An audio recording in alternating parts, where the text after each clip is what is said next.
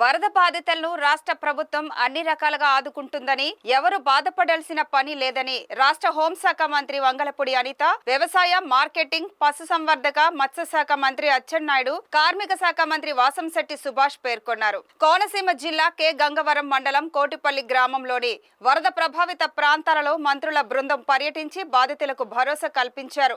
జిల్లా collector R Mahesh Kumar, జిల్లా joint collector T Nishanthi వరద నష్టాన్ని మంత్రులకు వివరించారు. ఈ సందర్భంగా మంత్రి వంగలపూడి వనిత మీడియాతో మాట్లాడుతూ, ముఖ్యమంత్రి చంద్రబాబు ఆదేశాలతో గోదావరి పరివాహక వరద ముంపు ప్రాంతాలను పర్యటించి అక్కడ ప్రజలకు తక్షణం అందవలసిన సౌకర్యాలను పరిశీలించినట్లు వెల్లడించారు.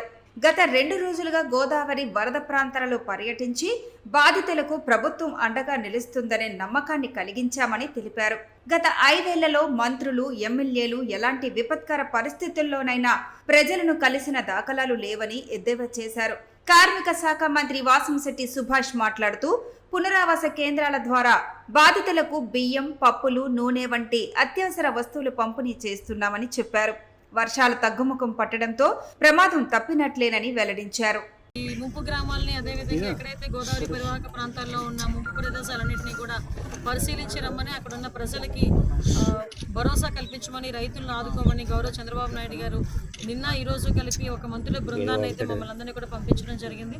అందులో భాగంగానే గౌరవ అచ్చెన్నాయుడు గారు, అగ్రికల్చర్ మినిస్టర్ గారు, నేను, అదేవిధంగా మన ఇక్కడ లోకల్ మినిస్టర్స్ అయిన ఇరిగేషన్ మినిస్టర్ గారు మన నిమ్మల రామానాయుడు గారు, అదేవిధంగా లోకల్ మినిస్టర్స్ దుర్గేష్ గారు, ఇక్కడ సుభాష్ గారు అందరూ కలిపి ఇంచుమించుగా నిన్న మార్నింగ్ నుంచి ముంపు ప్రాంతాలని, రీహాబిలిటేషన్ సెంటర్స్ని అన్నింటినీ కూడా పరిశీలించడం జరిగింది. ఎక్కడైతే ముంపు గ్రామాలు ఉన్నాయో ముంపు గ్రామాల ప్రజలందరినీ తీసుకొచ్చి సురక్షిత ప్రాంతాలకు తీసుకురావడం, అక్కడ వాళ్ళకి ఎటువంటి ఇబ్బందులు లేకుండా చూసుకునే బాధ్యత కూడా గవర్నమెంట్ తీసుకుంది. డిజాస్టర్ మేనేజ్మెంట్ నుంచి, అదేవిధంగా గవర్నమెంట్ నుంచి కూడా ఫుల్-ఫ్లెజ్డ్గా వాళ్ళకి ఎటువంటి ఇబ్బంది లేకుండా వాళ్ళకి ఏదైతే లైవ్లీహుడ్కి కావాలో వాటన్నిటినీ కూడా 25 కేజీలు బియ్యం, అదేవిధంగా పప్పులు, ఉప్పులు అన్నీ కూడా వాళ్ళకి కావాల్సిన సరంజామా అంతా కూడా ఇచ్చి వాళ్ళు ఆదుకోవడం జరిగింది.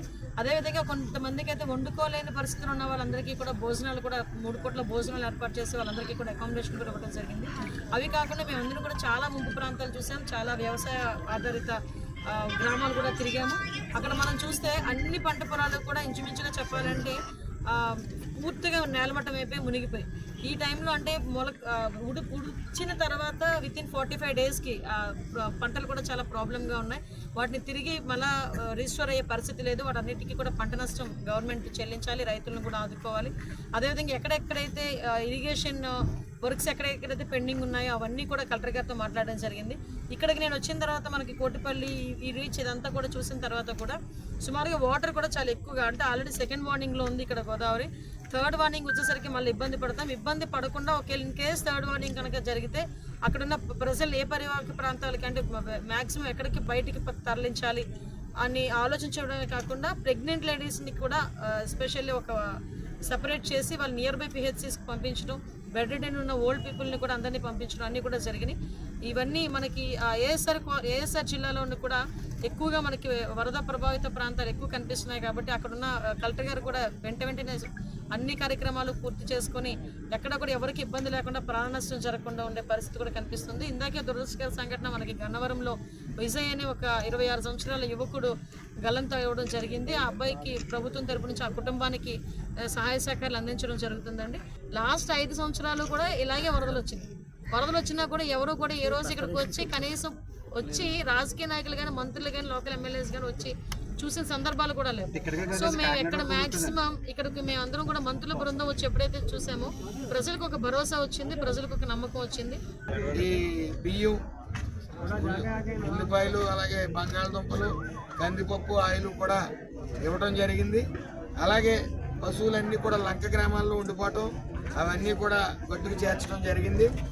దాని నిమిత్తం జిల్లాలో ఈ పశువుల దానా కోసం 27 మెట్రిక్ టన్నులు దానాన్ని సప్లై చేయడం జరుగుతాం. ఏదేమైనప్పటికీ వరద తగ్గే ప్రభావం ఉంది. భద్రాచలంలో తగ్గుముఖం పట్టింది. మరి రానున్న 2 గంటల్లో కొద్ది ఎక్కువ అవుతుంది. కానీ మన ప్రాంతంలో ఈ రామచంద్రపురం నియోజకవర్గంలో తగ్గుముఖం పట్టింది కాబట్టి దాటిపోయేవాళ్ళు మాత్రం విశ్రాంతి తీసుకునే పరిస్థితి లేదు. అధికారులు మరి అలాగే నాయకులు అందరూ కూడా కట్టుదిట్టంగానే ఉన్నారు. ఏదొచ్చినా సరే భవనాలు కానీ తీసుకుని అక్కడ భోజనాలు ఏర్పడి ఆ వసతి కల్పించడానికి అందరూ సిద్ధంగానే ఉన్నాం. ఈ వైసీపీ పాలన వల్ల ఇప్పుడు భయపడే పరిస్థితి, ఈ గండ్లు పడతాయేమో అని.